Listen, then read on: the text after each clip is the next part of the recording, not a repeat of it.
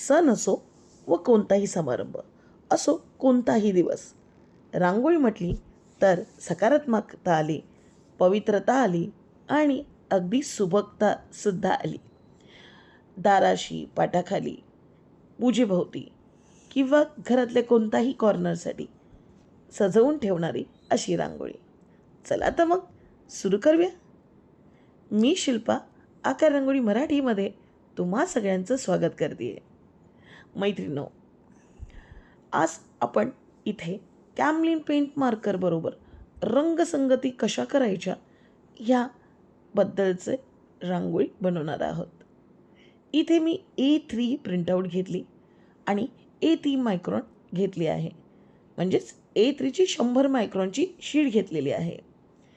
यावरती कॅमलिन पेंट मार्करने आपली design trace करून घेते. डिझाईन ट्रेस करून घेण्यासाठी अगदी हलक्या फुलक्या प्रेशरचा वापर करायचा आहे. डिझाईन ट्रेस करायची आणि तुमची डिझाईन अगदी मिनटात रेडी होईल. हो, खरंच तुम्हाला स्टेप बाय स्टेप जाणून घ्यायचं आहे तर प्रत्येक महिन्याच्या शेवटच्या म्हणजेच महिन्याच्या एंडच्या वीकमध्ये आम्ही कॅमलिन पेंट मार्करचा एखादा क्लास नक्कीच ठेवत असतो. तो क्लास तुम्ही नक्कीच जॉईन करू शकता. इथे पहा, अगदी हळूहळू रेषा मी ड्रॉ करून घेते आहे आणि अगदी एखादी जशी चांगली डिझाईन असावी आणि ती आपण ट्रेस करून घ्यावी. आणि पहा, डिझाईन कंप्लीट. ट्रेस करून झाल्यानंतर कशी दिसते? छान दिसते ना? पण अशीच डिझाईन मांडायची का? आपण त्यामध्ये रंगसंगती करणार आहोत. ही ना डिझाईन आम्ही आमच्या फुलापानांच्या रांगोळी स्पेशलमध्ये अगदी खूप अशी छोटीशी अशी डिझाईन घेतली होती आणि खूप सुंदर ही डिझाईन आहे बरं का. रेडी रांगोळीमध्ये डिझाईनचं महत्त्व आहेच, कारण ह्या अशा डिझाईन आहेत ज्या आपण एकदा बनवून ठेवू आणि वारंवार वापरू.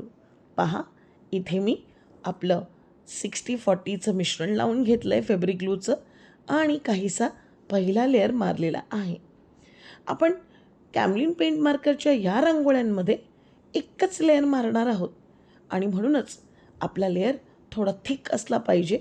थोडं जाडसर असं मिश्रण लावायचं, जेणेकरून पहिल्याच लेअरमध्ये तुमची जाडसर अशी रांगोळी स्टिक होऊन जाईल. त्यावर कोणतेही कलर मारायचे नाही का? नाही. दुसरा लेअर मारायचं नाही का? नाही. अगदी एकच लेअरमध्ये तुमची रेडी रांगोळी रेडी. पहा, अगदी छोटीशी डिझाईन आहे.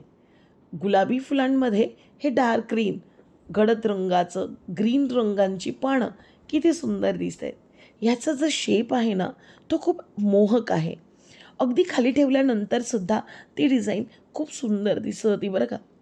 नुसत्या डिझाईनने सुद्धा मन मोहून जातं. कधीकधी काहीच्या अशा रेषा असतात ज्या मनाला शांत, सुखकारक, सकारात्मक बनवतात. त्या अशाच काही डिझाईनने असतील. पहा, इथे मी एक रांगोळीचं लेअर मारून घेतलं आहे. मी नेहमी माझ्या फॉलोअर्सना सांगते, टिकल्या, चमक्या आणि अशा काही खूप साऱ्या सिक्वेन्स किंवा बीड्स लावून आपल्या रांगोळींना खराब करू नका. पण इथे मला तो मोह आवरता आला नाही. अगदी हे काचा लावल्यानंतर, काचाच म्हणते मी, पण ह्या ज्या बीड्स लावल्यानंतर अगदी सर्कलच्या आणि अगदी अशा चकत्याच्या आकारामध्ये असतात, शंकू काय म्हणतात ह्याला आपलं अशा डायमंड शेपमध्ये असतात ना, ह्या चमक्या लावल्याशिवाय काय राहवलं नाही बघ मला. आणि चमक्या लावल्यानंतर खरंच ही रांगोळी खूप सुंदर दिसत होती. नुसती रांगोळी ठेवली आणि त्यामध्ये दिवा ठेवला ना, इतकं रिअल वाटत होतं, असं वाटलं मी हातानेच काढलेली रांगोळी आहे.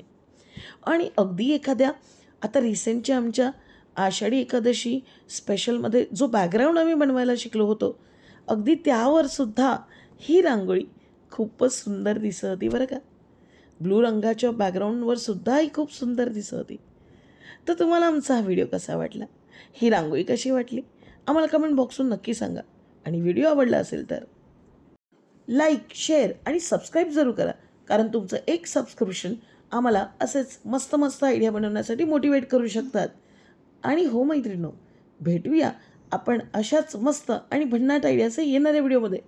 तोपर्यंत मैत्रिणो, रांगोळी बनवा रांगोळी, कारण आपल्याला नवीन नवीन काहीतरी शिकता आलं पाहिजे नेहमीच. धन्यवाद.